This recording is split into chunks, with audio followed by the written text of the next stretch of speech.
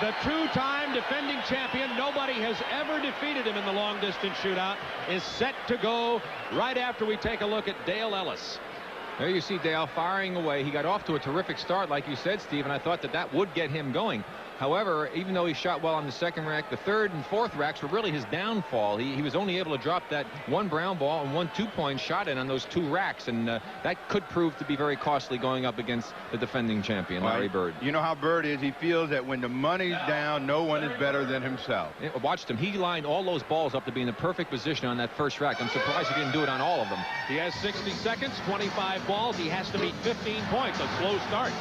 But he warms up as he gets going.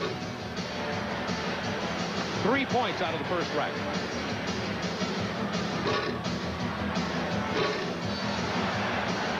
Well, he's all over the place in this rack. Usually he comes back with that big money ball that keeps him close. He's hit both the money balls, both the two-point balls. It's like he's over-adjusting. He's come up short, and then he's all of a sudden throws it a little bit long. He certainly doesn't have that normal Bird rhythm going for himself. He does not. And 25 seconds remaining. He has only 7. Has to beat 15. That's 8. Make it 9.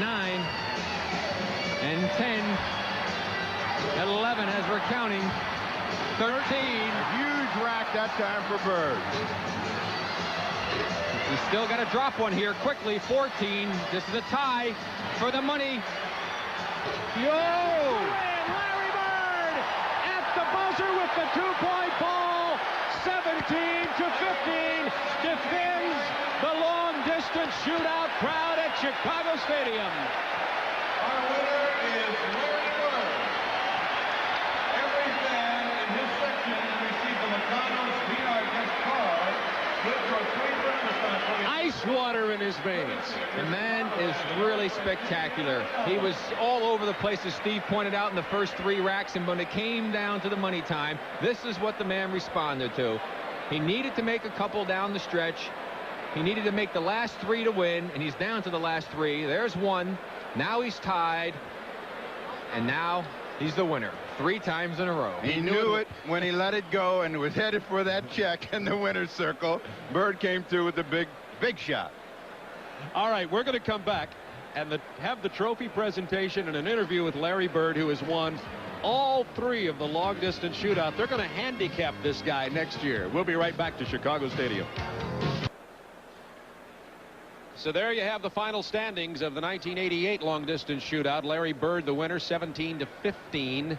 And it was really interesting there at the end. Now, on the floor right now are Mike Chamberlain, Director of Sports Sales for Sheraton, Al Thomas, Senior Vice President Operations West for Sheraton, Tony McKinnon, Vice President Advertising and Marketing Programs, American Airlines, and Adrian DeGroot, President of NBA Properties, presenting the check for $12,500 to Larry Bird, the winner for the 3rd time in a row. And you can see they had a sticker to put on for his name, but they should just written it out to Larry early.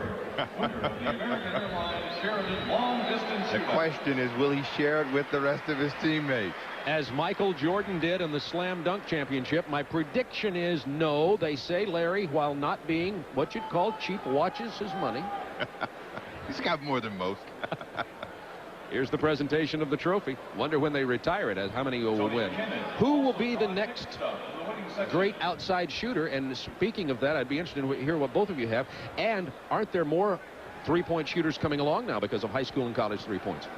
There are, but again, the difference is being able to shoot what is considered a man shot from NBA range and being able to get some sort of rhythm. Bird is a set shooter, and he's got the technique down to a science. Thank you very much, Bob. I guess it was no surprise, but the dramatic way in which you won it this 3rd time is amazing. What were you thinking after the terrible start on that final round? Well, I just worried about getting the 2-point balls down after I missed the shots, but you know, I knew he just had 15 points, and I still had plenty of time. Once I got to the top of the key, I knew I had to make some shots. Those first 2 racks, the ball was all over the place. How did you get your rhythm back? Well, you have to concentrate a little bit more and take your time. A minute's a long time to get up 25 shots, so I just took my time and was just hoping that some of them would start dropping for me. With names like Al Capone and John Dillinger, Chicago's had some memorable shootouts. Maybe not stakes this high, but nobody cooler under pressure. You really thrive in this. Well, it's a lot of fun. You know, the guys come out, and it's a little bit harder than it looks. I got out there, and I knew I had to beat 15 points. I just took my time and made some shots at the end, and everything worked out for me. Congratulations once